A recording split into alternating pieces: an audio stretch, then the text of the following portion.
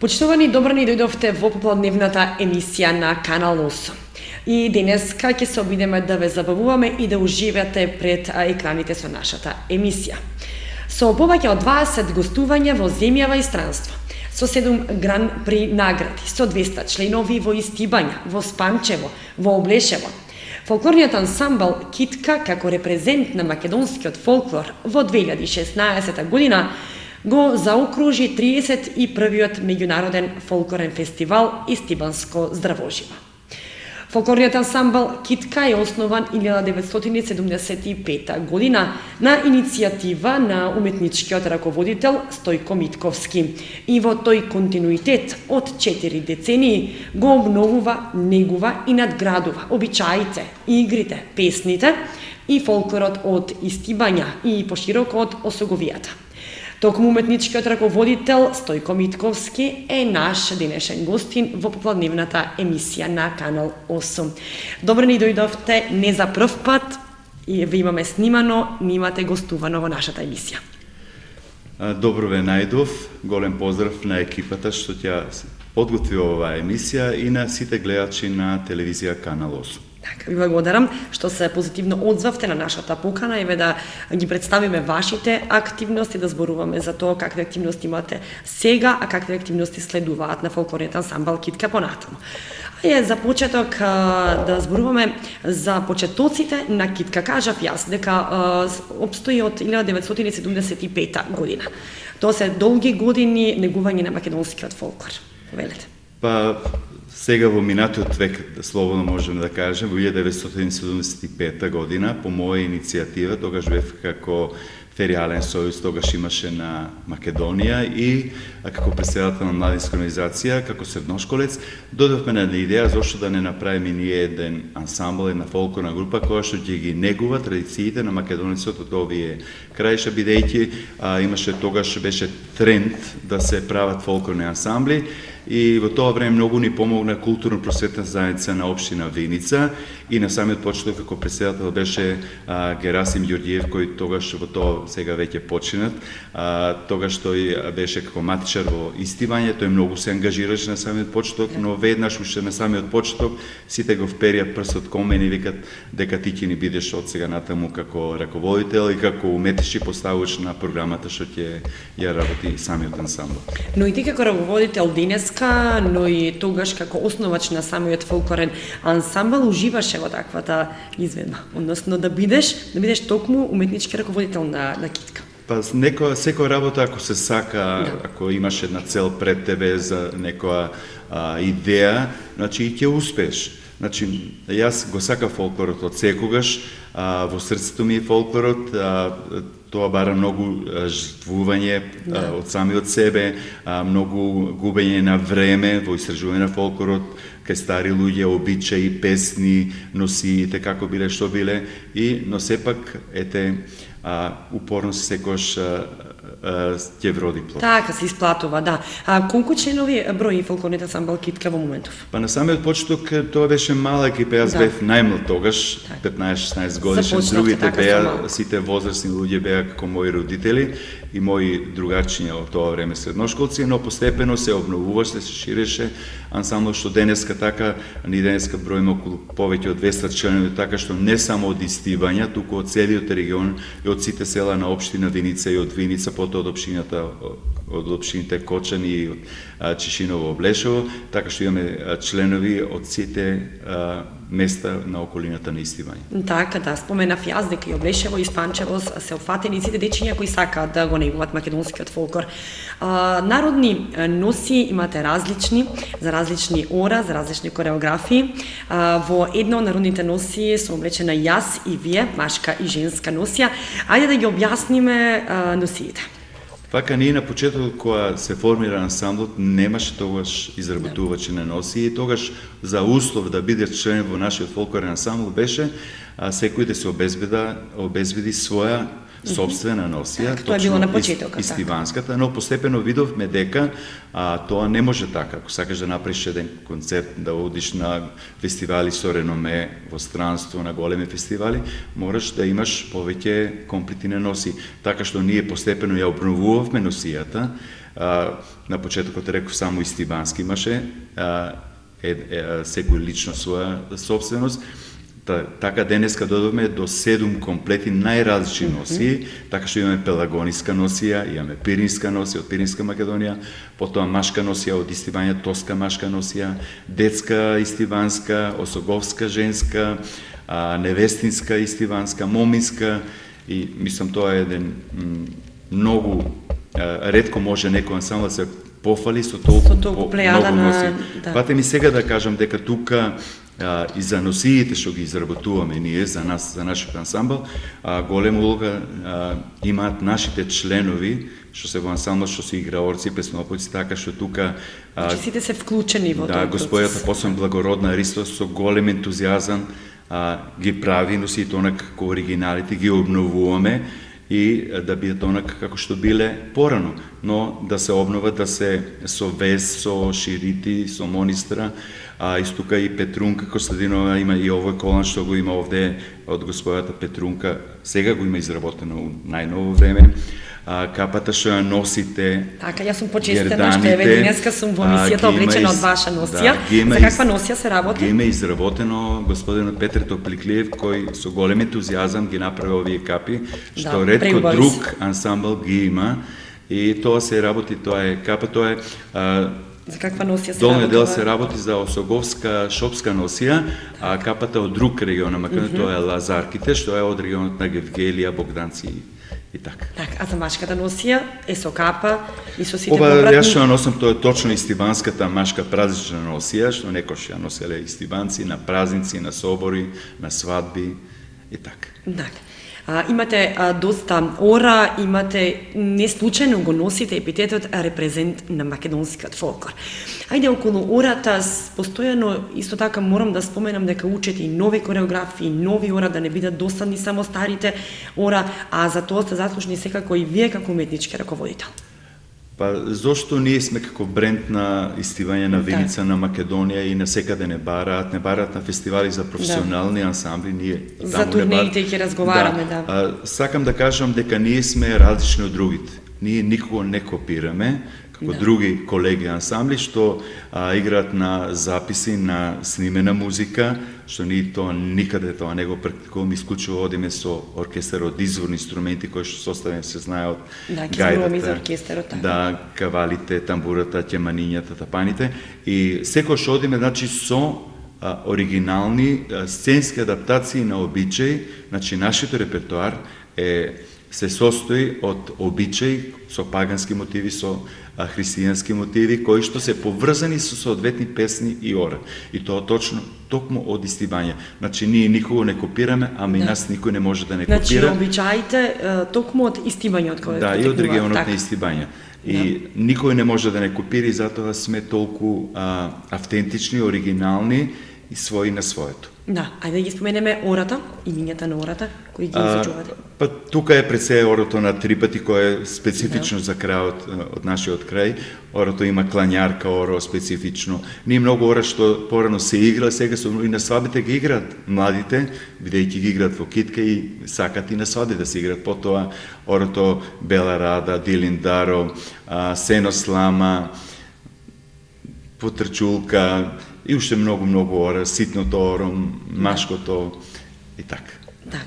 Сакав да кажам пак, со секој обичај имаме специфични ора и песни. Имаме интересни ороводни песни кои се играат без музичка придружба, во акапела, и тоа е доста специфично токму овде во Истиванскиот крај. Имаме ора некои единствено, кога се орат се играат на десно, на десна страна, но имаме и ора кој се игра на лево, што е уникатно, единствено во Македонија. На лево оро нане, тоа е ороводна песна, женска песна, која што и се игра и се пее. Споменавме дека имате околу 200 членови. Колку дечињата, оние од 6, 7 па и 8 години, помалите се заинтересирани за изучување на македонскиот фолклор? Па кај нас може член да стане кај нас во нашиот ансамбл кога тргнат на училиште деца, значи од 6 годишна возраст, во септември тие тргнуваат на училище, во октомври може да станат наши членови, а пред се ние не ги учиме деца само да играат. Да.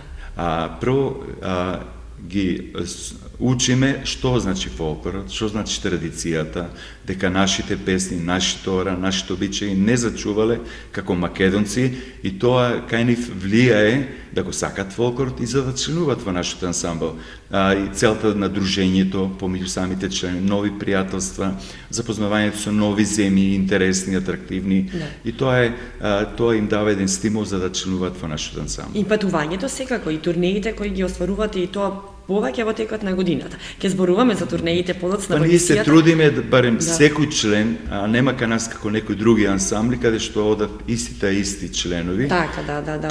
Каде што со години членуваат, а не одат никаде на никој фестивал. А кај мене секој член минимум барем еднаш треба да патува во страна. Тоа ми е целта, тоа ми е кај мене закон.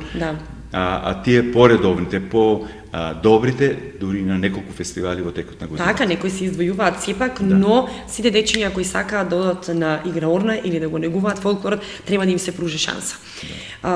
Го споменавте оркестарот. Имате оркестар на народни инструменти. На какви инструменти свирите? Па ние сме ретко некој ансамбл во Македонија има таков оркестар, ние не користиме фабрички инструменти, кларинети, хармоники, гитари, синтесајзери, ние користиме исклучиво автентични, оригинални, рачно изработени инструменти. Тука е гајдата, кавалите, тамбурите, кемането како специфичен инструмент токму од регионот на Истрибање и Осоговските планини, и тапаните се разбира, и тоа е интересно кога нас со неколку тапани на сцената која ќе излезеш или мислам атракција. Кога имате оро кога тапанот е во главна. Сигурно. И тоа е, мислам, членовите на оркестарот сите ми се членови кои што учат на музичката школа во Штип или на Академијата за музика во Штип или во Скопје, и тоа се, мислам, стварно влюбеници на фолклорот и на традицијата што членуваат кај нас. Така, вреди да се покаже оркестарот, па еве во емисијата, тука предлагам да направиме кратка пауза за да можеме и да видиме дел од вашиот фолклор.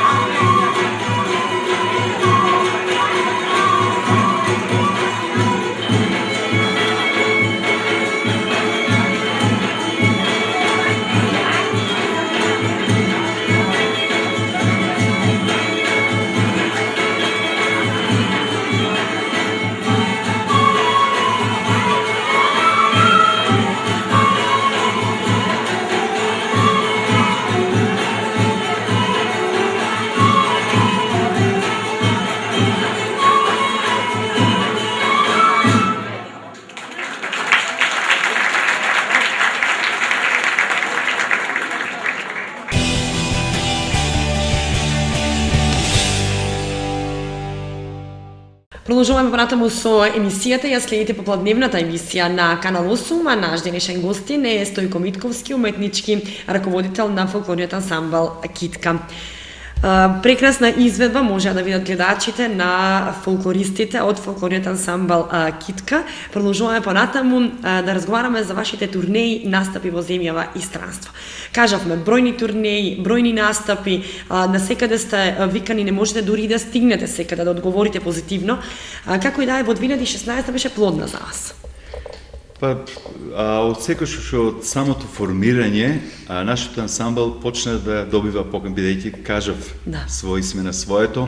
Одма имаше порано во Виница, имаше 12 фолклорни ансамбли, имаше општински смотри, каде што ние секојаш победувавме. Одевме на регионални смотри во Радовиш, во Свети Николе, на Републички фестивал во Битола, бевме поканувани, на Балкански, во Загреб на смотрата, во тогашна Југославија.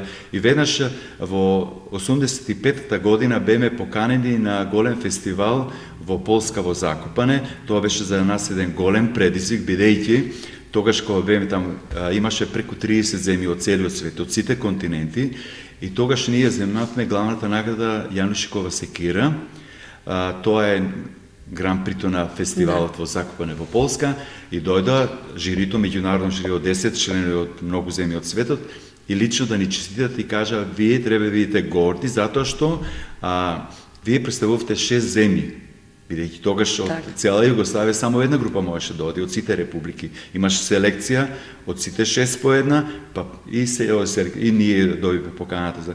И тоа е за нас голем предизвик стана, што ете сме биле на таков голем фестивал. После сме од година во година во Франција, во Нант голем меѓународен фестивал, во Грузија неколку пати, во Русија, во Москва, во Литванија, во Вилнус, во Германија, во Италија, Шпанија, Франција, мислам, Швајцарија, во Кипар 2 пати сме, во Израел. Тука би сакал да нагласам интересен фактот кога беме во Израел на фестивалот, уште никош не може да забораваме најавата на нашите фестивалски настапи, кога водителот на фестивалските програми кажуваше постапките на Александар Македонски, ни дојдоа од библиска Македонија, во светата земја Израел, дојдоа македонците, ги прават бугари, срби, грци, но тие само македонци, верни на традицијата, ја негуваат традицијата и добиваме големи аплаузи, или први настапуваме на фестивалот, или го затвораме фестивалот, сите фестивалски настапи. Во минатата година, како и што кажавте во најавата, секоја година ни успешни, ние секојаш викаме ова ни најдобро, ова ни најдобро. И мината стварно беше најдобра.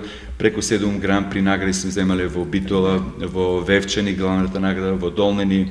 Значи и во земјава, но и во странство. Но и во странство, во минатата година, значи гостуваме на Турската радиотелевизија фестивал 23 април, на фестивал во Кипар, каде интересно за деца беше тоа одоживување возењето на автомобилите од левата страна, тоа беше за нив нешто предизвик, патување со трajekt по Средоземното море.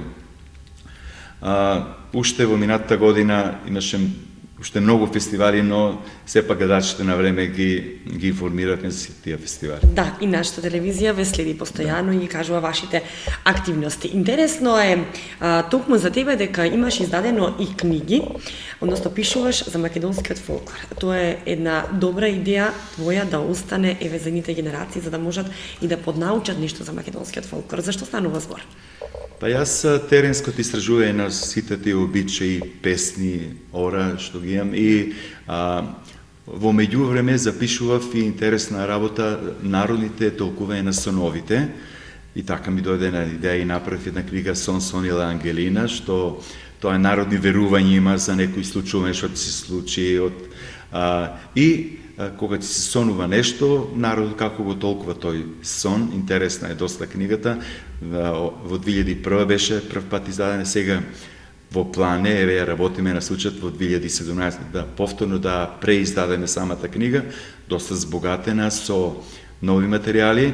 Втората книга е интересна, што е фолклорот, традицијата на фолклорот на македонците од Пиринска Македонија. Се вика книгата Сон, се извинувам, на Пирина до два снега.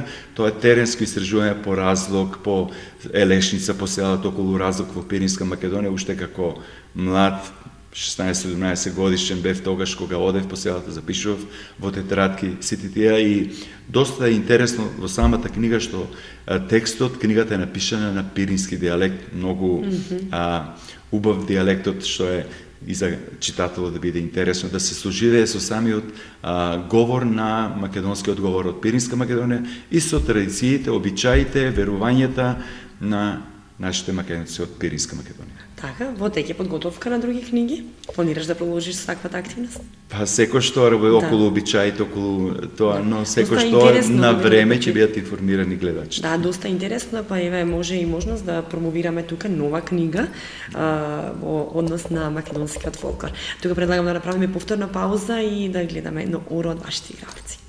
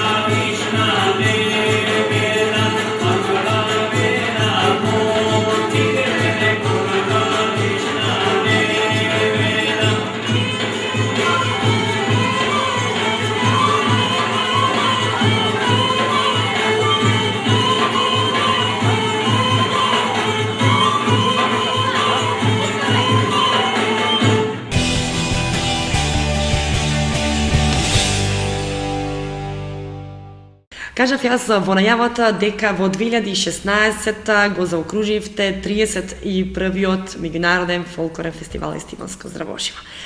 Тоа е фестивал кој нема човек да не знае за него. Не само покрај телевизиите, медиумите, пишаните медиуми, сите зборат за тој фестивал. Ајде за оваа година, што е планирано за фестивалот Естиванско Здравоживо, е 32-ро издание и дај Боже да има уште многу изданија на ваквиот фестивал. Пред да кажеме за 32-рото издание, сакам со неколку зборови за историјатот. Да. Идејата ни дојде кога беме во Закупане, кога земевме главната награда и викаме ајди ние да направиме нешто, не можеме ние во таква големина, но најнапред направивме првото издание беше еден ден, само од регионот ансамбли си поканивме. Потоа од година во година, ајде уште малку, па републички, па тогаш сојузен, балкански и уште на самиот почеток фестивалот си дојде постепено, значи интересен, специфичен со програмата што има и така што тој фестивал оваа година по 32 пати ќе го реализираме со Господ напред. Има голем интерес од страна што сакат за да учествуват, но правиме селекција, многу ми е тешко кој ќе правам селекцијата како да одбиеш од прво, јас сум фолклорист и мене некаде ако ме одбијат на некој фестивал, значи тешко ти тоа дојде, но сепак им даваме шанса за нареден пат. И сака да кажам дека бидејќи фестивалот програмски содржински што како постои со години, веќе стане и член на светските организации и официјов, тоа се под УНЕСКО. Фестивалот е член на светските организации? Да, член е, единствено од Македонија нашиот фестивал е член и така што и минатата година во октомври месец единствени представници од Македонија, беме 20 представници од нашиот фестивал, од Естиванско Здравоживо, и ти да бидеш во една асамблеја таму, да бидеш од цел свет, по 20 делегати. Тука интересен фактот беше кога 20 делегати доаѓаат од Кина и викат ние толку милиарди луѓе, ајде сакаме да се сликаме со македонците. Да. И значи од секоја земја само по 20 делегати. И тука ние за нас беше тоа голем предизвик. Јас на тој конгрес презентирав за традицијата на Македонија, македонскиот народ. И представувате Македонија. Да. И имавме уште многу нови покани за други фестивали и соработка со други фестивали. Да, но за 2017 повторно планирате еден преубав фестивал. Од кога до кога ќе се одржи фестивалот? Од 16 до 22 септември ќе биде фестивал. Да, традиционално. И отварањето ќе биде во Истивања, затворањето во Венисананга. И Истивања е доста познато. Село покрај овој фестивал, така? И преку караванот во Облешево настапуваме во Македонска каменица, така што национални вечери има и програмата, но наверме гледачите ќе бидат. Планирате повторно да викнете, односно да настапуваат фолклорни друштва од многу земји, така? Веќе странските ансамбли се поканети, крајот на февруари се поканети. Имате подршка од општина Виница, од Министерството за култура. Финансите не се големи, но ние секој денар го правилно го насочуваме и она со малку пари правиме многу голема работа. Дај Боже да доживее 132 фестивал Естиванско Здравоживо, да може многу генерации да настапуваат и да учествуваат во ваквиот фестивал. Еве тука предлагам и да погледнеме делот концертот ваш што беше изведен, делот вашите ора, па повторно се враќаме назад со емисијата. Oh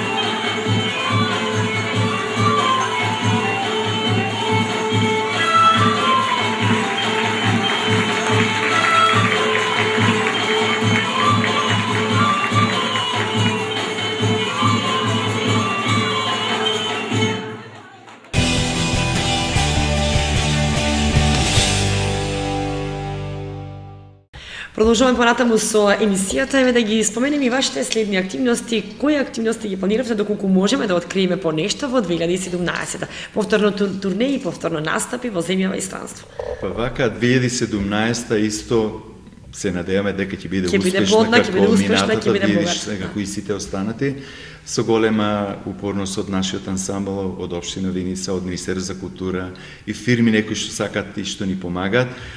Тука пред се би го најавил, фестивалите во Македонија се сите ги учествуваат и на Долнејското, и на Риднински ден, и на Балканското.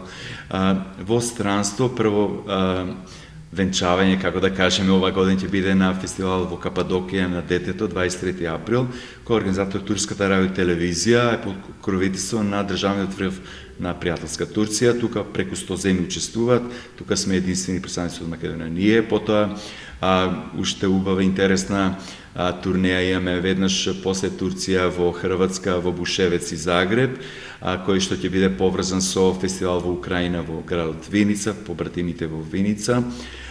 Потоа фестивали имаме наредни, интерес сега е играчи да ги запознаеме со убав голема фестивалска турнеја на фестивал на професионални ансамбли во Португалија, каде што ќе бидеме 3 седмици, преку 20 дена на 2 фестивали, тоа се цио светски фестивали, каде што настапуваат од сите континенти, ќе има ансамбли, тоа е фестивал за професионални ансамбли. Токму на Македонија ние сме изберени за ова голем предизвик за нас. Потоа во Лавов, во Украина, Етновир, голем меѓународен фолклор фестивал, во Минск, во Белорусија, и во пријателска Турција имаме уште едно гостување, треба да имаме во Орангази кај нашите побратими, и уште многу, но се надам дека поголемиот дел од сите тие настапи ќе ги реализираме. Гордо се да бидеш член на фолклорните ансамбл Китка, така ли? Секако.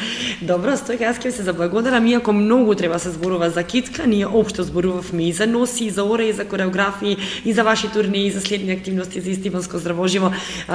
Многу треба да се зборува, но поубаво е да ги погледнеме фолклористите, да можеме да го презентираме македонскиот фолклор, а вие сте добри репрезенти на македонскиот фолклор надвор од земјава.